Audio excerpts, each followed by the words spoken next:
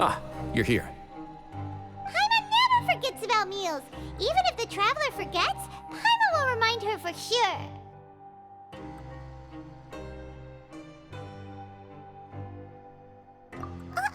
That's not what Paimon meant at all. Wriothesley, you got what Paimon meant, right?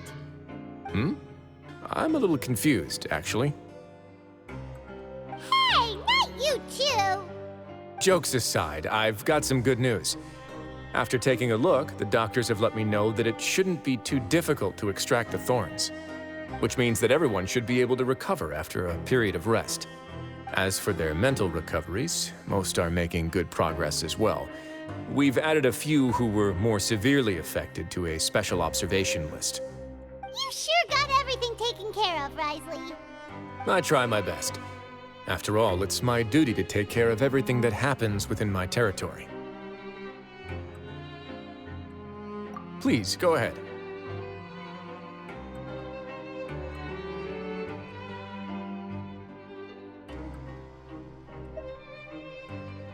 Ah, that's a bit of a long story.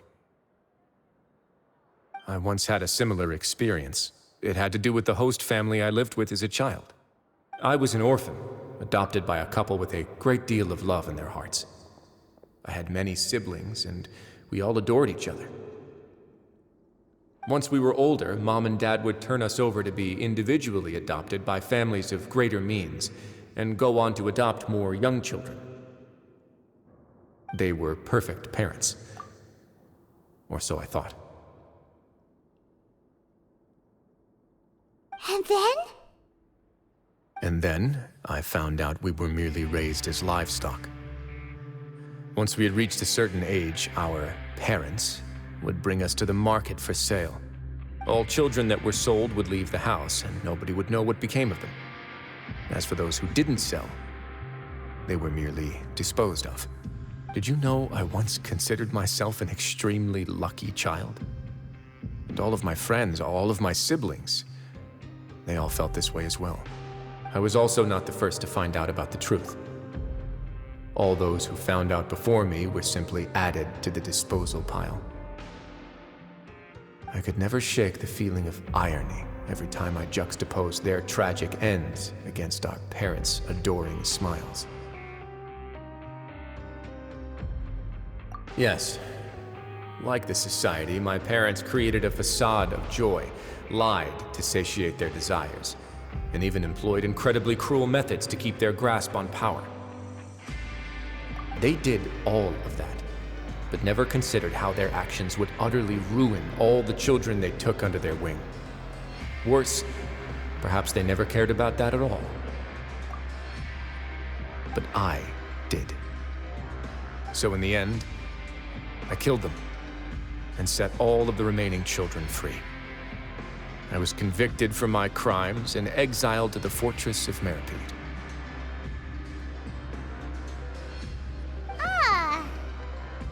My methods were extreme, yes, but I was still a teenager at the time. I'd been betrayed by those I trusted most, and I didn't think that more moderate ways would solve the problem. My doubt and helpless anger pushed me forward until I got what I deserved.